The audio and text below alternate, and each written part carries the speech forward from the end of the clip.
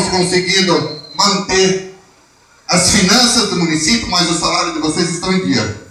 Dei o piso nacional para vocês, conversei. Não podemos prometer o que não podemos cumprir. Agora, não vou admitir você vir falar, João, cadê o dinheiro da educação? Tá? Não vou admitir, porque isso vocês estão usando de uma forma política e para que todo mundo saiba. Não existe nenhuma briga política comigo ou com os professores. Existe sim uma forma de tratar as situações do município com cautela. Tenho conversado com vocês, em momento algum falei que não vou fazer A ou B. Simplesmente não vou poder cumprir um negócio, ou melhor, fazer um negócio que não vou poder cumprir.